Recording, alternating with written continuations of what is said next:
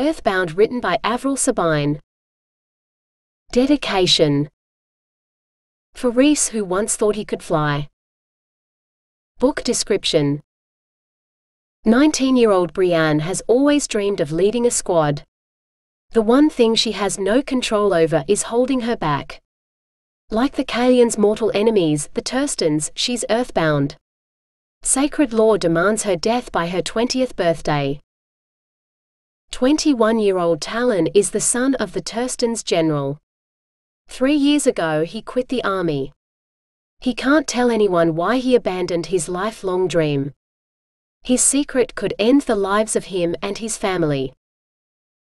Both societies revolve around their armies, believing the other race caused the centuries-long war. When circumstances bring Brianne and Talon together, they start to learn the real truth may lie beyond the Feronian Mountains, which haven't been crossed in centuries. Chapter 1. Brianne. Brianne Devon reached for the next handhold, her fingers gripping the piece of red rock that jutted out above her. Dust clung to her pale fingers as she pulled herself upwards, her feet seeking higher footholds. She reached out and grasped the top, pulling herself over the edge, her torso against the dirt on top of the natural rock pillar. Her legs dangled over the edge as she paused to draw in deep breaths of air. She wriggled forward until she could rise to her feet, resting her hands on her hips. A stab of grim satisfaction filled her as she looked out over the rocky countryside, her back to the castle and fortified city. A warm wind swirled around her, tugging strands of blonde hair from the long plait that hung down her back. She rubbed her left shoulder blade. It felt the same as always. A little angular. No ridge rose slightly above the contours of her shoulder blade. Satisfaction faded to be filled with an ache. It wasn't fair. Before she had a chance to mentally list how unfair, the sound of beating wings had her turning in that direction. Her mother, Alice, flew towards her. White outstretched wings closed as she landed on the narrow pillar. Like Brianne, she had the typical pale skin, blonde hair and blue eyes of their people. "I've been looking for you for nearly an hour." Brianne's hand dropped to her side as her shoulders shrugged, ignoring the worry in her mother's eyes. "Why do you keep dragging yourself up here? It isn't safe." She ignored the question. What did they say? She held her breath. "Let me take you to the ground." Her stomach lurched. What did they say? "Now don't dismiss this until you think it over. Your grandfather had to make a lot of concessions before the assembly agreed to break with tradition. We're running out of time. With less than a year until you're 20, we don't have much choice." What did they say? She pronounced each word individually, teeth gritted. "The Supreme One said sacred law is as important as common law. He demanded the death sentence. He said letting children like you. Abominations. You're not an abomination." Alice reached out towards her. Brianne brushed the hand away. "It's what he called me, isn't it? Without wings, that's all anyone sees me as." Alice looked away. "You're forbidden to ever have children or take male lovers. If you do, it's an instant death sentence. You have the choice of joining the house of the Lord and Lady of the Afterworld, or teaching in the lower-level schools." Brianne stared at her mother for several seconds, barely able to believe the words, before shaking her head. It was as bad as a death sentence. "No. Bri. No. It's not acceptable. I've trained my entire life to join a squad. I won't accept anything less. Grandfather knew that. Be reasonable." "I am. I'd be miserable. I'd rather die." "You don't mean that. I'm sure your father would have wanted better for you than a short life in the army." "No, he wouldn't. He was always the first one to volunteer for a mission. First to grab his bow and sword. He lived and breathed the army. And look where that got him. Not here at your side, not here demanding they recognize you as a citizen of Caelus. Brianne, be sensible. I'm sick of being sensible. She turned away, taking the single step to the edge so she could stare down at the ground. It had taken her over an hour to travel that distance.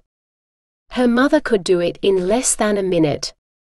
A hand absently moved to her left shoulder blade and rubbed the place where a wing should have been. Joining a squad is all I've ever dreamed of. Even before she'd been old enough to train, she'd pestered her grandfather to teach her. It's your grandfather's fault for filling your head with all those romantic tales. War isn't romantic. A squad mate dying in your arms isn't romantic. Losing family isn't romantic. This would keep you safe. And on the ground. Brianne spun to face her mother. She heard pebbles and dirt slide over the edge, skittering across the uneven surface of the side of the pillar. She refused to step forward. I don't want to be on the ground. She raised a hand and pointed skywards. That's where I belong. With a bow. A squad at my side, fighting the earthbound. Not being one of them. Do you know what they say? That you must have cheated on your husband with a filthy earth walker. That I have Tersten blood in me. Never. And you know that. Who says that? Tell me. Alis grabbed her by the shoulders, tugging her away from the edge. Why? Do you think you can make them stop? You can't. The moment you turn your back, they'll start again. Alis sighed, letting go of Brianne. Talk to your grandfather. Hear what he has to say. Why? Wasn't stabbing me in the back good enough for him? I thought he was on my side. I thought he'd make them see I can be part of a squad. Somehow. Silence filled the air. With another sigh, Alis finally spoke. Please. Just talk to him. He wouldn't tell me what it was about, but he said he was certain he could help you make the right decision. Maybe she should see him.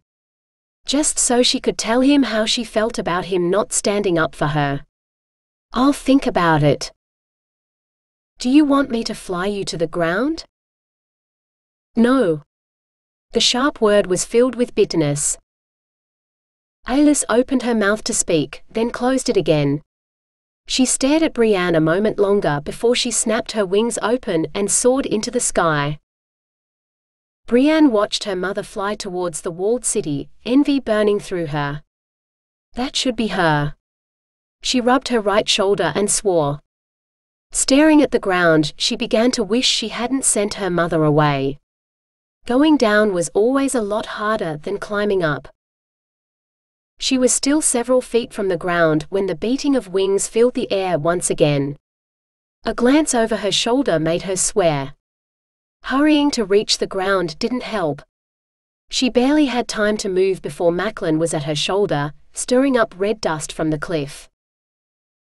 I hear they're going to do us all a favor and put you out of your misery. Brianne ignored him, shooting a quick glare at Zenervi instead. So much for always being friends. Zenervi had ditched her the moment Macklin and his friends had started tormenting her for being friends with a dirt walker. They're wasting their time waiting until you're 20, Macklin snarled. Are you listening to me, dirt walker? Brianne gritted her teeth and tried to ignore his words. Anger burned through her as she tried to find the next hole with her foot. Don't ignore me. Macklin pushed against her.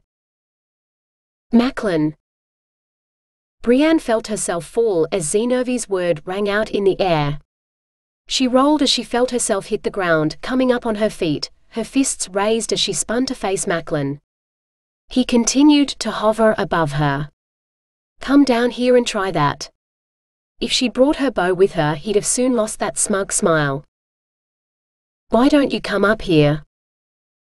Brianne's jaw clenched as she felt the familiar ache. Why him? Why did he deserve wings and she didn't? Scared? You worried I'll pound you into the dirt that seems to terrify you so much? She didn't even bother addressing Zenervi, sending her a venom-filled glance before she returned her gaze to Macklin.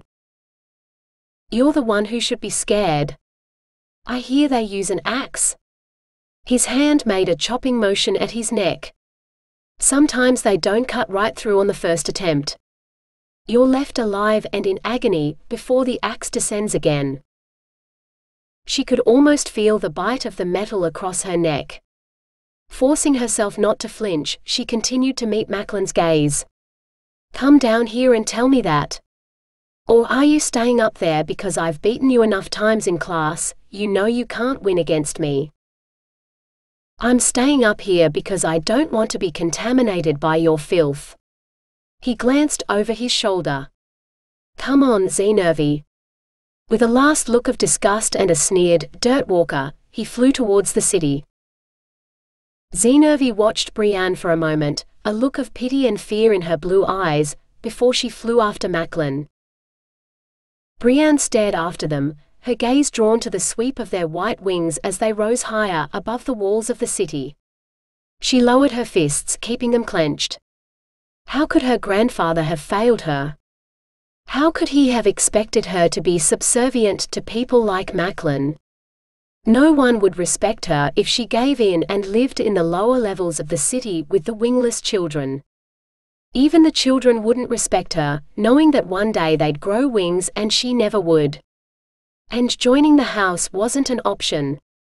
She wouldn't give up who she was to become a nameless holy one, denying the existence of her family. She stared at the city of towers that rose into the sky above thick stone walls. Most of those towers had no ground entrance and could only be entered through an upper entrance by those with wings. Her grandfather lived in one of those towers, and he expected her to visit him. Expected her to have someone fly her to him like a child who hadn't yet developed wings. She was no fledgling to be carted around. There was no way she was going to see him.